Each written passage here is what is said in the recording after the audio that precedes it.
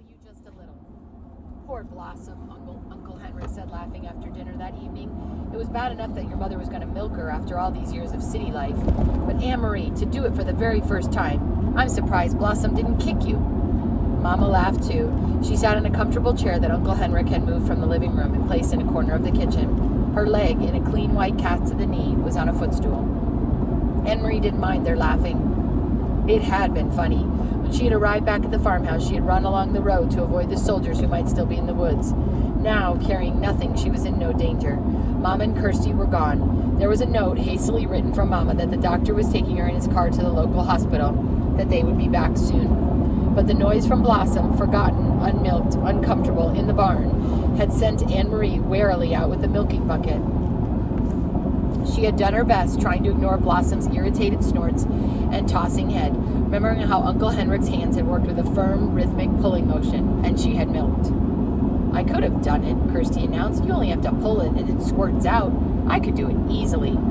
Anne-Marie rolled her eyes. I'd like to see you try, she thought. Is Ellen coming back? Kirsty asked, forgetting the cow after a moment. She said she'd make a dress for my doll. Anne-Marie and I will help you make a dress, Mama told her. Ellen had to go with her parents. Wasn't that a nice surprise that the Rosens came last night to get her? She should have waked me up to say goodbye, Kirsty grumbled, spooning some imaginary food into the painted mouth of the doll she had popped in a chair beside her. Anne-Marie, Uncle Henrik said, getting up from the table and pushing back his chairs. If you come with me now to the barn, I'll give you a milking lesson. Wash your hands first. Me too, said Kirsty. Not you two, Mama said. Not this time. I need your help here since I can't walk very well. You'll have to be my nurse. Kirsty hesitated, deciding whether to argue. Then she said, I'm going to be a nurse when I grow up, not a cow milker, so I have to stay here and take care of Mama. Followed as usual by the kitten, Anne-Marie walked with Uncle Henrik to the barn through a fine misty rain that had begun to fall. It seemed to her that Blossom shook her head happily when she saw Henrik and knew that she would be in good hands again. She sat on the stacked hay and watched while he milked, but her mind was not on the milking. Uncle Henrik, she said, where are the Rosens and the others? I thought you were taking them to Sweden on your boat, but they weren't there. They were there, he told her, leaning forward against the cow's broadside. You shouldn't know this. You remember that I told you it was safer for you not to know. But, he went on, as his hands moved with their sure and practiced motion, I will tell you just a little, because you were so very brave. Brave? Anne-Marie asked, surprised. No, I wasn't. I was very frightened. You risked your life, he said. But I didn't even think about that. I was only thinking of... He interrupted her, smiling. That's all that brave means. Not thinking about the dangers, just thinking about what you must do. Of course you were frightened. I was too today. But you kept your mind on what you had to do. So did I. Now let me tell you about the Rosens. Many of the fishermen have built hidden places in their boats. I have too, down underneath. I have only to lift the boards in the right place, and there is room to hide a few people. Peter and others in the resistance who work with them bring them to me, and to the other fishermen as well. There are people who hide them and help them along the way to Gillalegi. Anne-Marie was startled. Peter is in the resistance? Of course, I should have known. He brings Mom and Papa the secret newspaper, Dr. Frey Dansky, and he always seems to be on the move. I should have figured it out myself. He is a very, very brave young man, Uncle Henrik said. They all are. Anne-Marie frowned, remembering the empty boat that morning. Were the Rosens and the others there? There then, underneath, when I brought the basket? Uncle Henrik nodded. I heard nothing, Anne-Marie said. Of course not. They had to be absolutely quiet for many hours. The baby was drugged so it wouldn't wake and cry. Could they hear me when I talked to you? Yes. Your friend Ellen told me later that they heard you, and they heard the soldiers who came to search the boat. Anne-Marie's eyes widened. Soldiers came, she asked. I thought they went the other way after they stopped me. There are many soldiers in Gillalegi and all along the coast. They are searching all the boats now.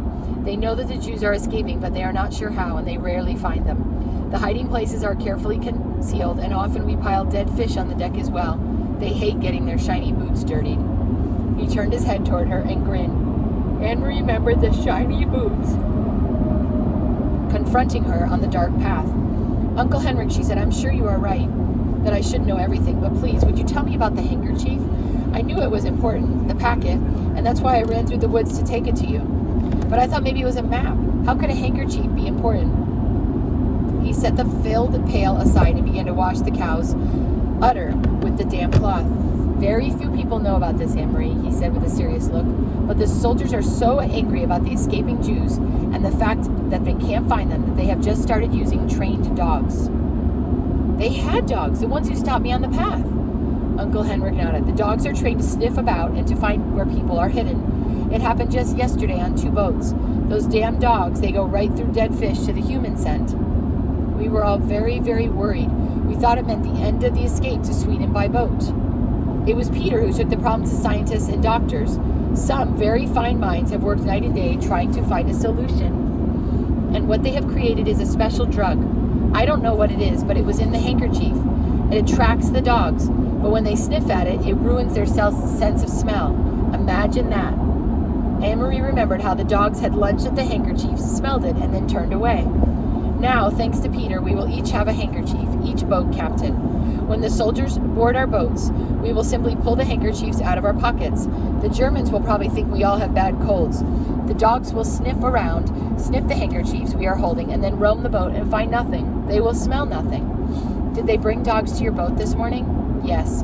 Not 20 minutes after you had gone, I was about to pull away from the dock when the soldiers appeared and ordered me to halt. Left onto I-77 south towards Bluefield. They came aboard, searched, found nothing. By then, of course, I had the handkerchief.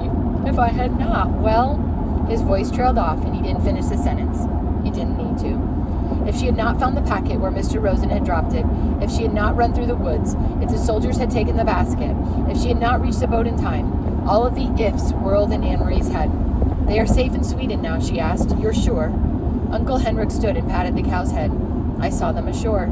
There were people waiting to take them to shelter. They are quite safe there. But what if the Nazis invade Sweden? Will the Rosens have to run away again? That won't happen. For reasons of their own, the Nazis want Sweden to remain free. It's very complicated. Anne-Marie's thoughts turned to her friends hiding under the deck of the Ingelborg. It must have been awful for them, so many hours there, she murmured. Was it dark in the hiding place? Dark, cold, very cramped, and Mrs. Rosen was seasick even though we were not on the water very long. It is a short distance, as you know, but they are courageous people, and none of that mattered when they stepped ashore. The air was fresh and cool in Sweden. The wind was blowing. The baby was beginning to wake as I said goodbye to them. I wonder if I will ever see Ellen again, Anne-Marie said sadly. You will, little one. You saved her life, after all. Someday you will find her again. Someday the war will end, Uncle Henrik said. All wars do. Now then, he added, stretching, that was quite a milking lesson, wasn't it not? Was it not? Uncle Henrik, Anne-Marie shrieked, and then began to laugh. Look, she pointed, the god of thunder has fallen into the milk pail. And that is the end of chapter 16.